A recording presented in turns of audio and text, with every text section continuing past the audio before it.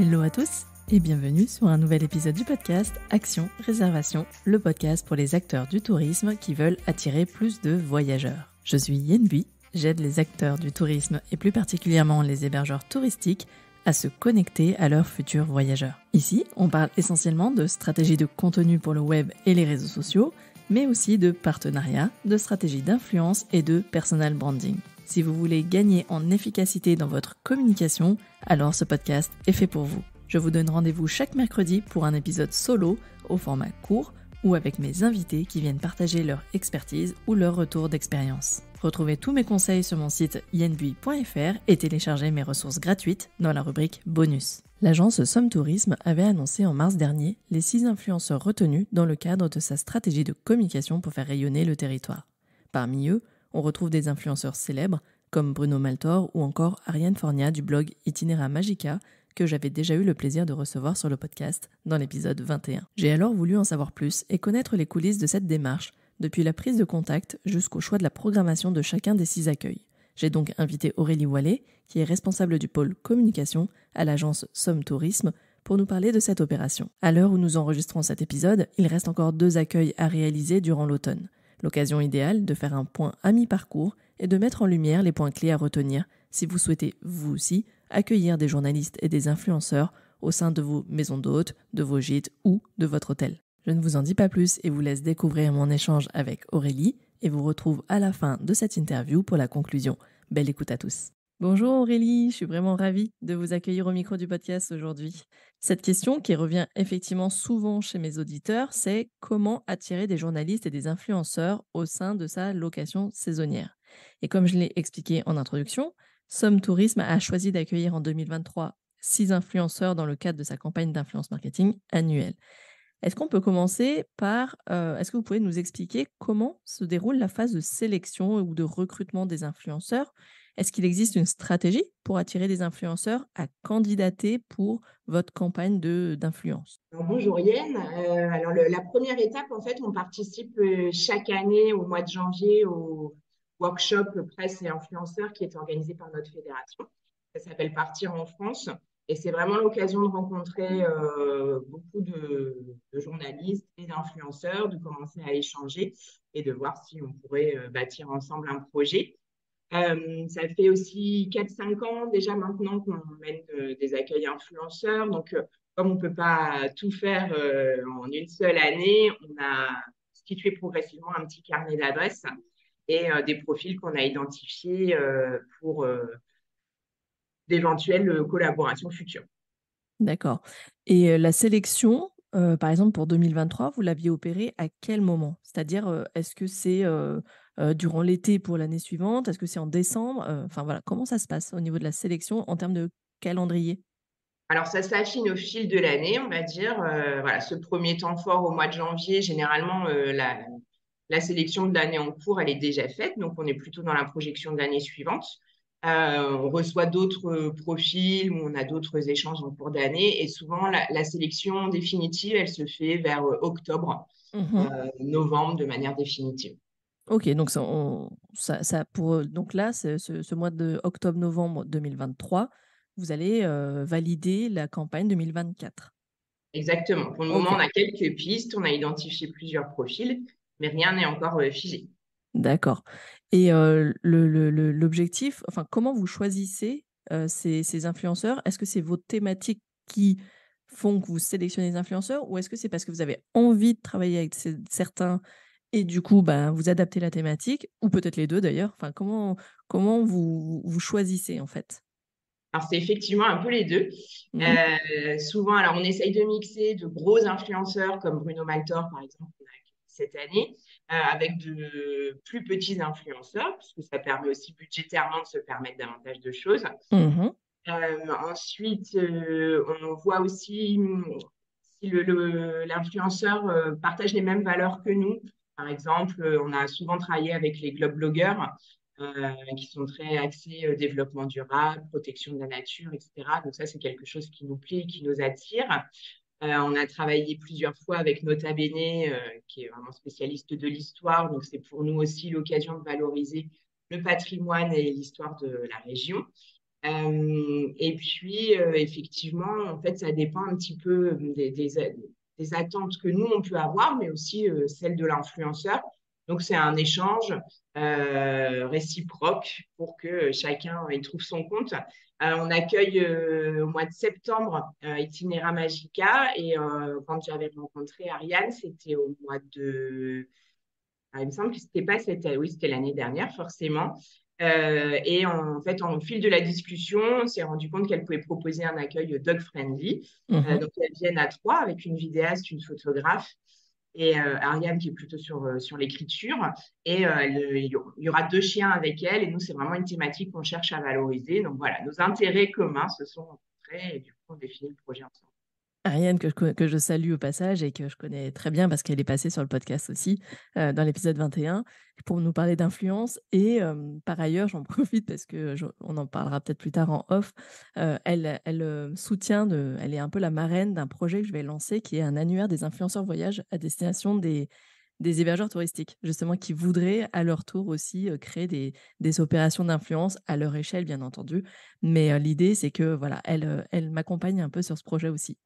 Hem, est-ce qu'on peut parler aussi, parce que ça a été un gros sujet cet été, hein, c'était, le côté, fréquentation des sites touristiques. On a parlé de enfin, les médias ont parlé beaucoup de surtourisme, de voilà. Est-ce que, dans votre choix de recrutement des influenceurs, il y a une volonté aussi de répartir les flux, de gérer les flux touristiques? Et enfin, est-ce qu'on peut y arriver vraiment? Et est-ce que, c'est aussi une réflexion qui vous guide, dans votre sélection?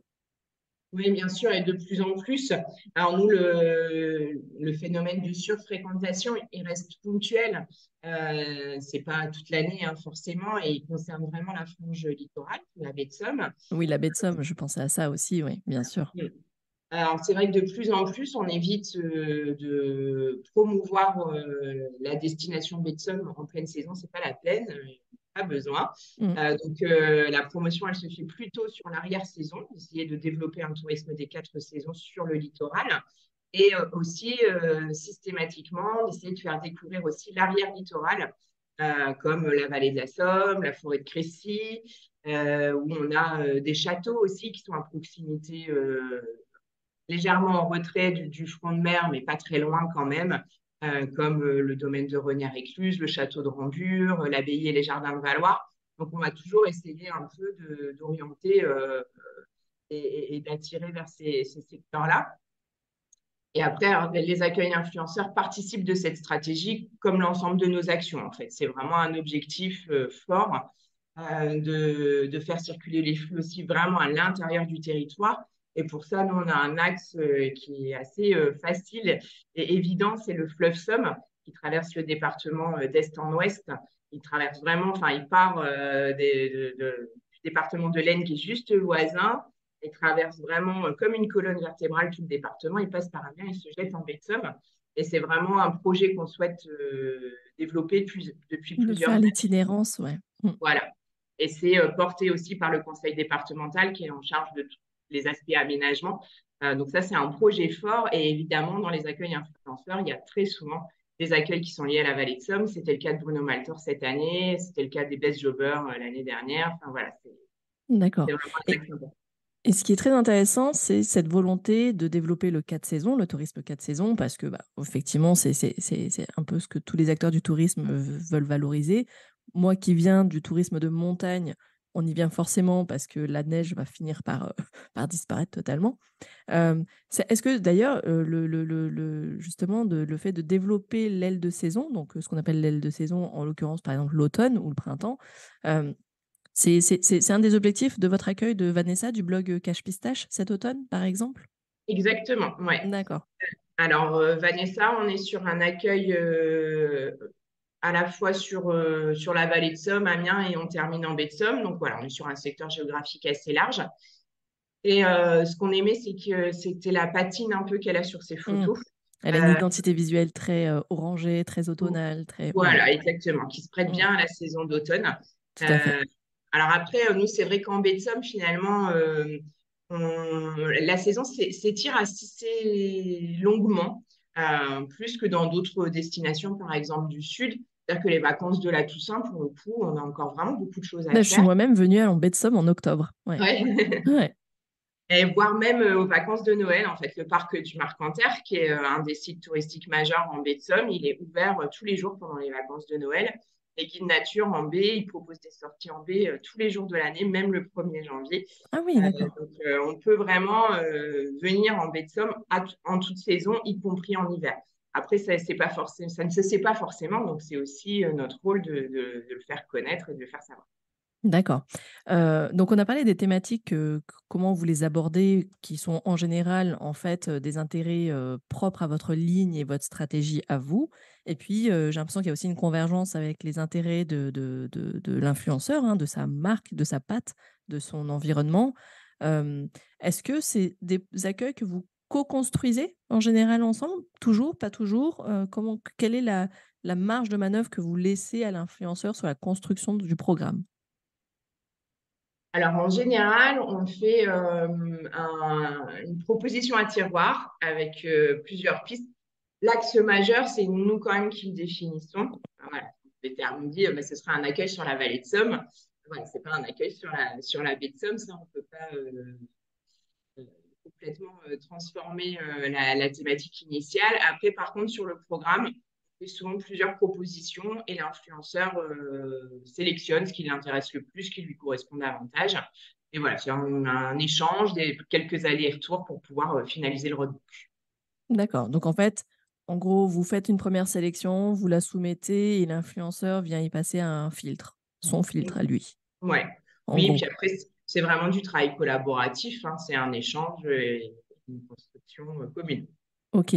Je crois savoir aussi que vous avez accueilli cet été, la Tortuga, qui a une spécificité, c'est que c'est une personne qui adore aller à la rencontre des passionnés, hein, des hommes qui font partie du territoire. C'est son concept phare. Vous avez orienté son accueil sur ce type justement de vous lui avez fait rencontrer justement des personnalités phares du territoire? Oui, oui, il a rencontré beaucoup, beaucoup de monde. Alors, la Tortuga, en fait, on l'avait accueilli l'année dernière sur un accueil plutôt à cheval entre Vallée de Somme et Tourisme de mémoire. Il était venu à vélo. Et puis, ben, la collaboration s'était super bien passée. C'est une personne qu'on apprécie, les valeurs qu'elle défend, etc. Et on l'a fait témoigner à un rendez-vous professionnel qu'on organise au mois de novembre qui s'appelle le rendez-vous Gossom, auquel on convie tous les professionnels du tourisme. Mmh. Et on a terminé ce rendez-vous par une table ronde de clôture autour de l'influence, justement. Et Mathis faisait partie de la table ronde pour témoigner de son expérience avec nous et de son métier en général. Et en fait, c'est au cours de cette journée, on a eu l'occasion d'échanger et c'est lui-même qui a proposé, parce qu'il pourrait être sympa aussi, c'est de faire la découverte du fleuve Somme en kayak. Donc nous, le fleuve, on l'avait déjà proposé à plusieurs reprises en découverte à vélo. L'année dernière, on avait accueilli Hello Laroux qui avait fait tout le GR 800 à pied. Et Mmh. donc voilà, cette proposition qui émanait de Mathis, mais aussi de la fédération de canoë-kayak, de faire une descente en kayak du fleuve, c'était inédit, ça n'avait jamais été fait et c'était à nouveau un moyen, un nouveau moyen de découvrir la destination Vallée de Somme. Et donc, il a fait un périple pendant 11 jours, je crois. Et on a bâti ensemble le programme, défini ses points d'arrêt, etc. Et puis calé les interviews qu'il allait pouvoir faire. Donc, son programme était très chargé, parce qu'entre les kilomètres à faire en kayak Eh chaque oui, jour, ses interviews, il n'a pas chômé. d'accord, super. Donc, je trouve vraiment intéressant le fait d'avoir, organisé cette table ronde, cet événement, où vous avez invité les professionnels du tourisme du territoire pour les sensibiliser à l'influence, à leur faire comprendre les enjeux et éventuellement répondre à leurs interrogations, expliquer. J'imagine, en fait, c'est un peu ce qu'on est en train de faire là, que vous leur avez expliqué, en fait et comment vous les sélectionnez et ça m'amène justement à la question, c'est une bonne transition, c'est comment justement vous sélectionnez les hébergements, les activités à faire découvrir, les restaurants, les visites. Comment vous vous dites: «Bah, alors lui, cet influenceur, ou par exemple Ariane, elle va, loger ici, elle va, réaliser» comment vous les sélectionnez? C'est vous qui choisissez? C'est en fonction du profil des influenceurs? Enfin, expliquez-nous comment vous fonctionnez là-dessus. Alors, pareil, c'est un petit peu tout ça en même temps. À la fois, on a des partenariats très étroits avec certains hébergeurs, par exemple, qui se sont clairement positionnés, sont venus nous trouver en disant, bah voilà, nous, ça nous intéresse de travailler avec la presse ou avec les influenceurs. Et souvent, alors, on est rarement sur de la gratuité, mais ça peut quand même arriver. Après, on hésite à demander de la gratuité parce que si finalement les livrables ne correspondent pas à l'attente du professionnel, c'est un peu compliqué. Par contre, on demande forcément un effort financier. Il faut Mhm. quand même que ce soit un tarif spécifique presse-influenceur. Donc, c'est vrai qu'il y a des partenariats qu'on a depuis des années qui sont solides. On a un guide nature, par exemple, qui vraiment atteste des retombées des accueils qu'on a pu faire ensemble. Donc, lui, il y trouve vraiment un intérêt à programmer ses accueils avec nous. Et du coup, il nous fait systématiquement la gratuité. Et on sait que D'accord. sa prestation, elle est vraiment de qualité. C'est un très bon guide nature qui connaît parfaitement le territoire et qui a le bon discours. Donc voilà, il coche vraiment toutes les cases. Euh, D'accord. Après, on essaye aussi d'accompagner ben, les nouveaux hébergeurs, par exemple, qui viennent d'ouvrir leurs portes. On sait qu'ils ont besoin d'accompagnement et d'aide pour se lancer et se faire connaître. Donc, si l'adresse, elle est de qualité et qu'elle correspond aussi aux attentes d'un accueil presse ou d'un accueil influenceur, on va essayer vraiment de les mettre en avant. Et puis voilà, après, ça dépend aussi d'eux, c'est leur démarche de vraiment Et, venir nous trouver et de se positionner. et par exemple, si on prend la thématique dog-friendly avec Ariane, bah, du coup, il faut trouver des hébergeurs qui sont justement bien ancrés sur cette thématique dog-friendly. Est-ce qu'ils le sont facilement? Est-ce qu'ils le sont tous? Ou est-ce que justement vous êtes allé en chercher un qui vraiment valorise ce type d'accueil? Alors, je n'ai plus le programme définitif en tête, mais il me semble qu'on va travailler avec Pierre et Vacances, la résidence Belle Mm. Dune entre Quin et Fort-Mahon. Parce que, bah, voilà, typiquement, ils font partie des partenaires Régulier? anciens, fidèles Mm. de nos accueils. Et après, alors, il me semble que elles ont choisi plutôt de rester au même endroit et parce que c'était plus pratique en termes d'organisation. Et que D'avoir un sinon, seul point de chute, oui. voilà, exactement, et de rayonner. L'objectif de l'accueil, c'est plutôt de faire des visites et des activités plus que de montrer forcément beaucoup d'hébergements. Sinon, on aurait sélectionné les hébergements aussi en fonction de la plateforme Emmène ton chien, dont on est partenaire depuis, je crois que c'est notre deuxième ou troisième année de collaboration. On a vraiment mis en place un travail fort avec cette plateforme pour labelliser des hébergements Calidog.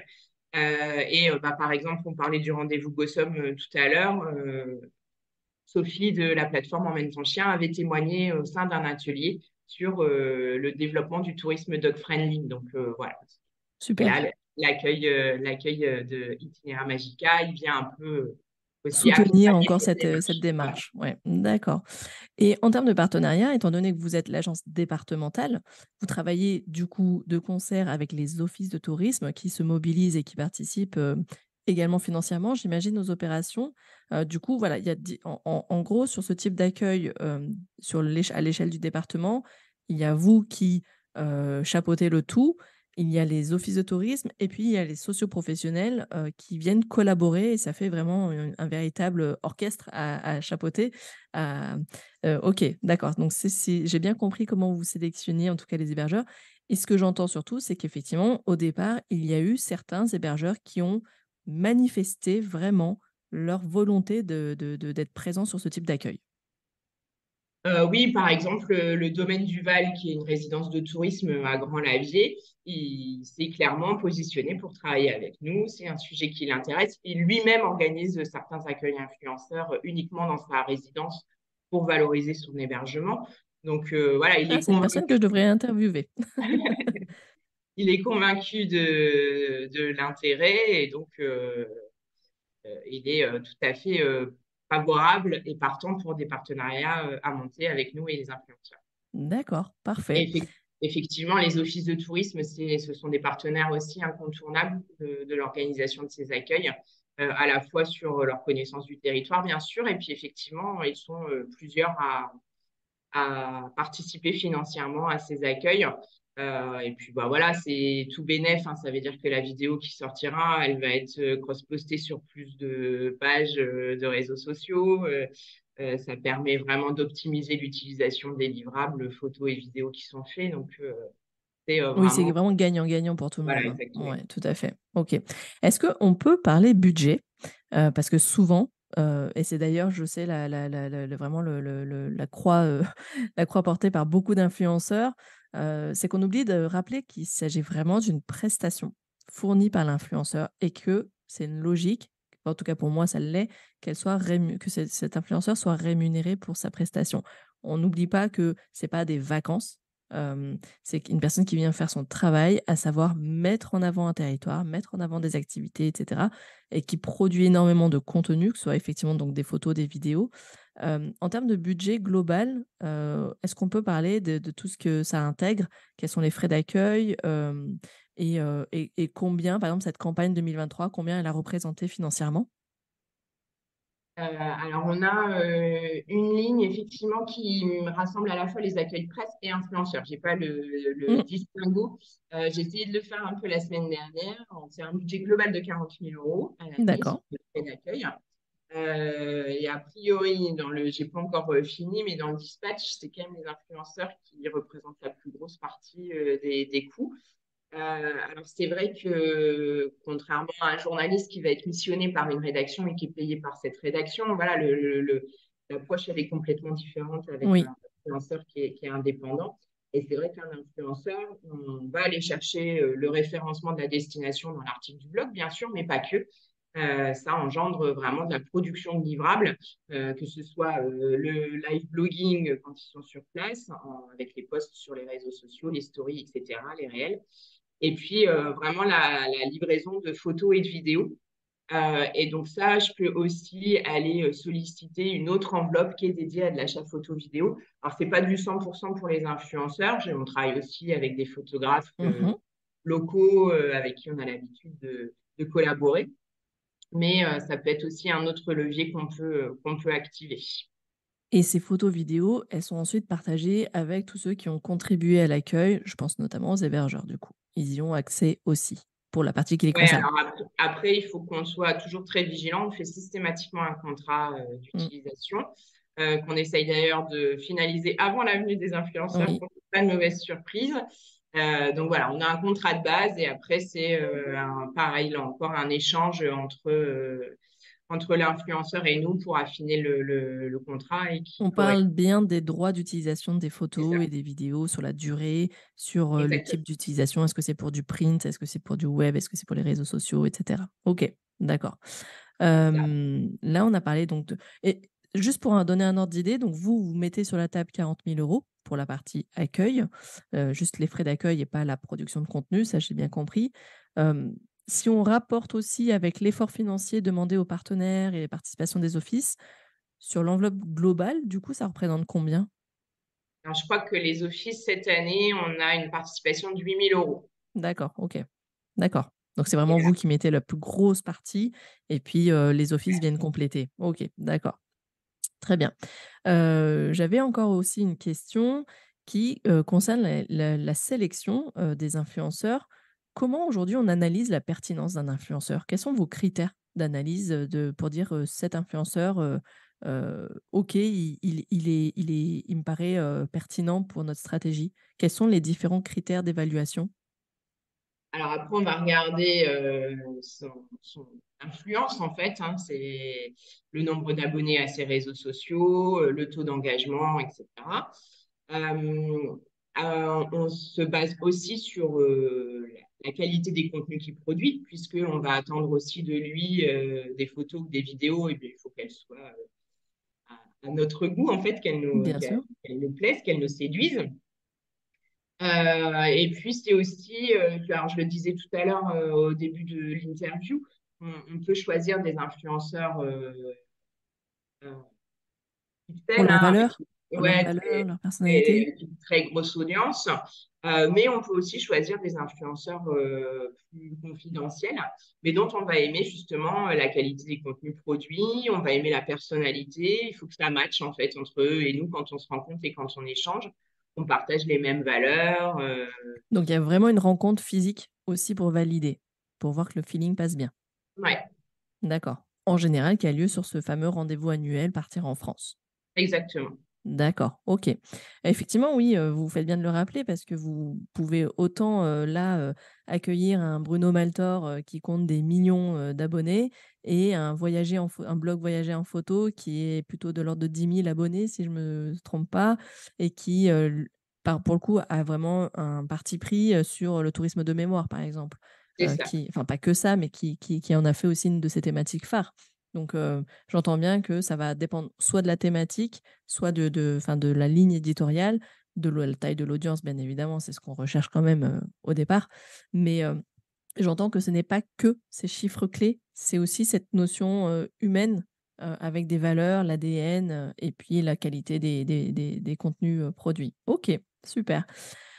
Pour terminer, quel, conseil donneriez-vous à un hébergeur? Alors, on en a un peu parlé, hein, s'il souhaite être sélectionné pour la prochaine campagne d'influence et de manière plus générale aux hébergeurs en général qui nous écoutent, comment, faire pour, attirer ou en tout cas être intégré dans une opération d'influence? Il ne faut pas qu'ils hésitent à nous contacter ou à contacter leur office de tourisme pour se positionner et indiquer leur intérêt pour ce type d'opération et leur volonté de travailler en collaboration. Ensuite, il ne faut pas aussi hésiter à être en veille sur les réseaux sociaux, notamment, pour pouvoir identifier des profils, parce que ça peut être aussi eux qui nous suggèrent un Ça, influenceur c'est une qui est très, très bonne, c'est un très bon point que vous êtes en train de nous partager. C'est qu'eux-mêmes peuvent nouer des relations avec des bien sûr. influenceurs et dire: «Ah voilà, moi ça fait 1 an que je suis avec, cette personne, on communique bien, j'aimerais vraiment qu'on l'accueille, mais je peux pas l'accueillir seul. Est-ce que, on peut, faire une opération commune?» Super. Exactement. Ça, c'est super intéressant ce que vous dites parce que tout le monde a un rôle à jouer, en fait. C'est ça. On n'est pas que juste, c'est pas que, descendant, ça peut Oui, vraiment, être à l'inverse, ascendant. D'accord. ouais, on est acteur de sa propre Je communication suis je aussi. suis je suis totalement convaincue, mais je suis contente que vous en parliez et que, quelque part, vous attestiez que ça marche. Ça arrive qu'un hébergeur vienne vous faire part Ouais, d'un ouais, c'est arrivé. D'accord et on en a parlé, c'est l'effort financier aussi. Ça veut pas dire la gratuité, mais ça veut dire faire un tarif spécial accueil c'est presse et ça. influenceurs. OK. Pour aider les hébergeurs à passer à l'action, est-ce que vous pouvez déjà nous dévoiler, notamment je pense à ceux qui nous écouteraient et qui seraient sur votre territoire, hein, pouvez-vous déjà nous dévoiler quelles seront les thématiques phares de la campagne 2024 ou encore même 2025 si vous avez déjà cette vue-là, mais quels sont les prochains gros, accueils, et leurs thématiques? Alors, un des influenceurs qu'on a identifié, c'est en faveur du tourisme inclusif et accessible. C'est une volonté de développer le label tourisme handicap et globalement l'accessibilité de la destination. Donc, par exemple, on a accueilli cette année une journaliste pour un guide Michelin qui va être dédié à cette thématique. Et on a été contacté par un influenceur qui a ce type de profil, qui en plus fait des super beaux contenus, etc. Donc, lui, je suis quasi sûre qu'on le retiendra dans notre programmation de l'année prochaine, parce que c'est en phase, là encore, avec ce qu'on souhaite développer, promouvoir et notre stratégie. Euh, Ensuite, on aura forcément encore des accueils sur la vallée de Somme. Alors après, le vélo, les pieds et le kayak, je ne sais pas quel mode Mmh. de découverte on pourra trouver. Le tourisme de mémoire, hein, ça reste aussi, on en parlait avec Voyager en photo. C'est dommage, c'est plus compliqué. On a plus de mal à convaincre des influenceurs de venir sur ce type de thématique qui est très spécifique, hein, je le Oui, conçois. oui. Mais autant trouver des influenceurs orientés tourisme de nature, c'est très facile. Il y a beaucoup de profils. Sur le tourisme de mémoire, c'est vraiment plus compliqué, alors que la thématique, elle est hyper intéressante. Donc voilà, s'il y a des influenceurs qui nous écoutent et qui sont intéressés par cette thématique, ils n'hésitent pas à nous contacter. Et puis voilà, après, ça reste encore à affiner, tout n'est pas figé, mais C'est les grandes thématiques qui vont voilà. revenir, tourisme à vélo, le dog friendly peut-être? Vous allez continuer, encore un peu ou vous le faites une année sur 2? Comment ça, Pourquoi pas? On en a fait un cette année, on en avait déjà fait un l'année dernière en collaboration avec Emmène ton chien. Mmh. Pourquoi pas en programmer un autre cette année? Pour le moment, pareil, il n'y a pas encore beaucoup de profils avec cette orientation. Donc, il faut trouver le bon profil. Si vous parliez du tourisme à vélo, vous avez raison. On a un accueil qui aurait pu avoir lieu cette année, mais qu'on a décalé avec un monde à vélo qu'on avait déjà accueilli sur la véloroute Vallée de Somme. Et logiquement, je pense qu'on les fera revenir pour faire toute la vélo maritime Mmh. euh, et la véloroute de la mémoire.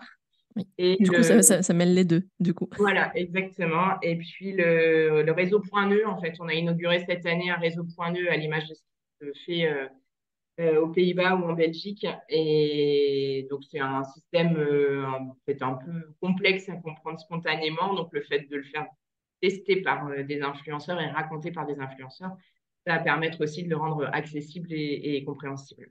D'accord. Oui, je vois, c'est très très vu, dans les pays type, Hollande, enfin voilà, les Pays-Bas, tous ceux qui ont l'habitude, de faire du tourisme à vélo, en fait, ont déjà Ouais, ce c'est type ça. de système, Ouais, ouais. Mmh. c'est un maillage, en fait. On définit son itinéraire en fonction Oui, du nombre de kilomètres qu'on veut faire. Et à chaque intersection, on a un numéro, ce qu'on appelle un point nœud, et qui va nous orienter vers les autres points nœuds.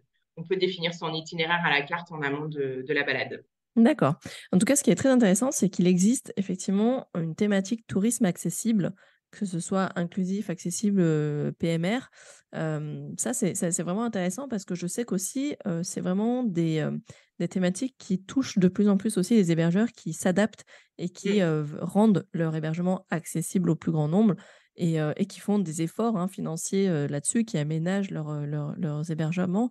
Donc je pense que c'est intéressant de rappeler qu'il existe, ils sont rares, je pense, mais qu'il existe quand même des influenceurs sur ces thématiques-là et que ça peut être intéressant de collaborer avec eux. Ouais. D'accord. Toute dernière question, parce que je l'ai rajouté à la dernière minute, parce que j'ai découvert, très récemment que vous aviez lancé, vous aussi, votre podcast Somewhere. J'aime beaucoup le nom d'ailleurs.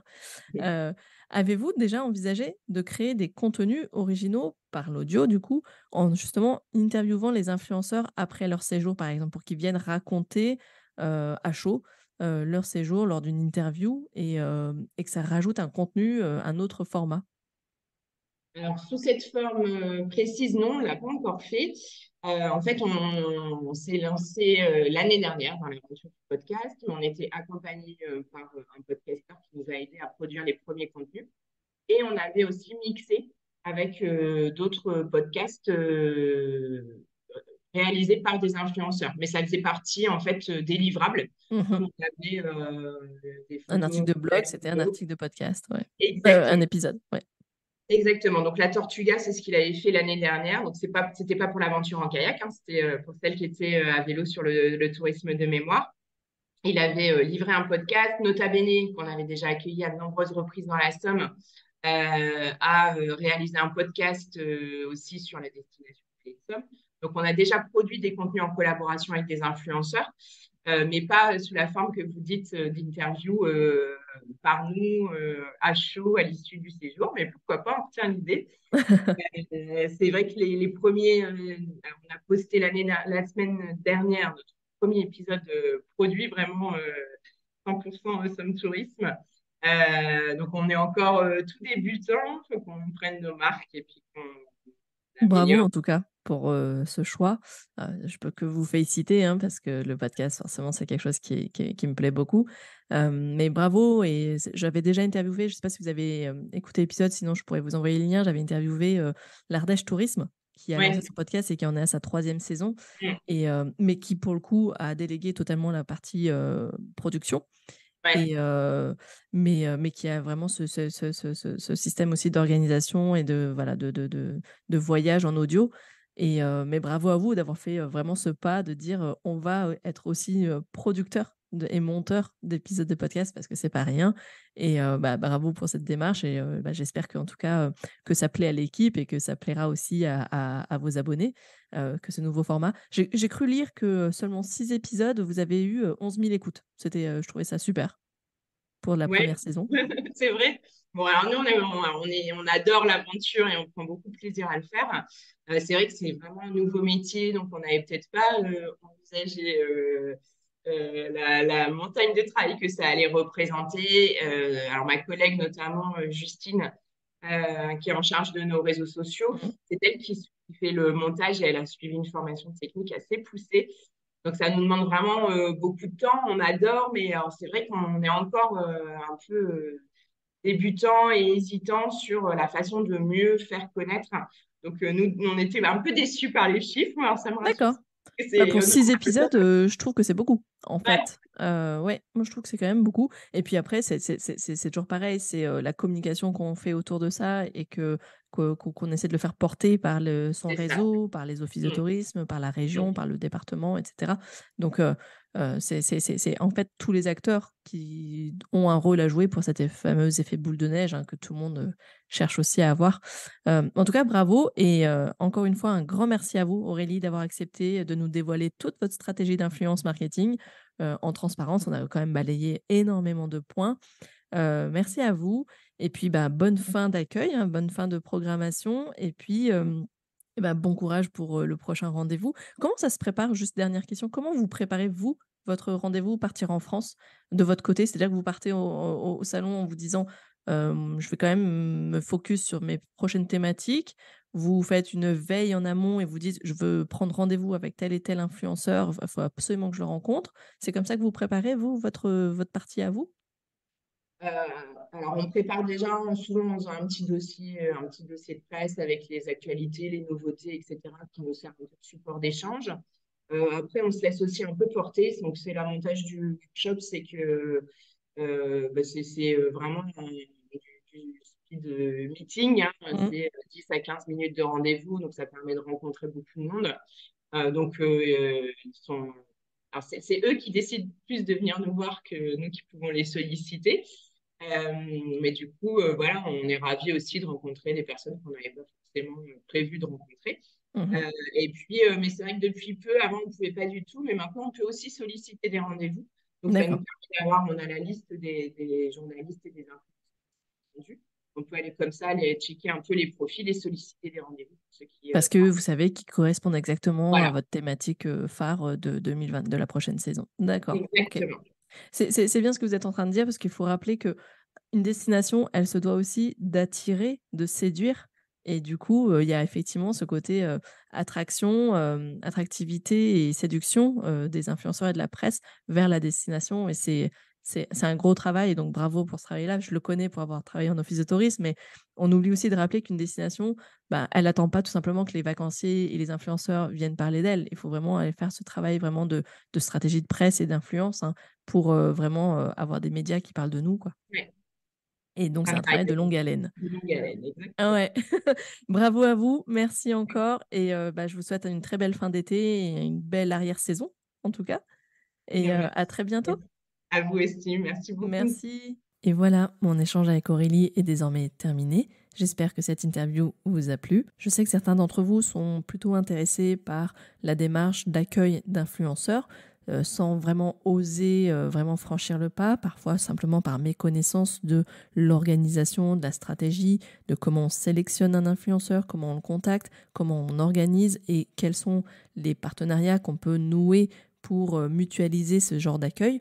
Et là, j'espère que cet épisode vous a donné des clés concrètes pour justement, bah, pourquoi pas, envisager l'accueil ou en tout cas faire partie d'un projet d'accueil d'influenceurs sur votre destination. Je l'ai mentionné à plusieurs reprises au cours de l'été, j'ai lancé un projet d'annuaire influenceur qui est à destination des hébergeurs touristiques et des offices de tourisme qui souhaitent lancer des collaborations avec des influenceurs voyage et lifestyle en France. Si vous souhaitez en savoir plus, vous pouvez vous rendre directement sur mon site yenbui.fr et en découvrir plus ou tout simplement aller dans les notes de cet épisode où je vous en parle plus en détail. En tout cas, la stratégie d'influence est pour moi vraiment un levier d'acquisition et de notoriété qui est vraiment indispensable quand on veut développer sa visibilité, en particulier auprès d'une communauté de voyageurs, grâce à ce levier que sont les influenceurs.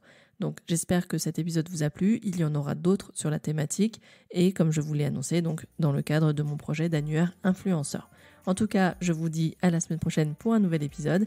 Et puis si cet épisode vous a plu et si le podcast vous souhaitez le soutenir, n'hésitez pas, comme d'habitude, à me laisser une note 5 étoiles ou un avis sur la plateforme d'écoute de votre choix, en particulier Apple Podcast ou Spotify. Ça m'aide à faire connaître le podcast et surtout, ça me donne toujours plus de motivation et d'énergie pour continuer l'aventure.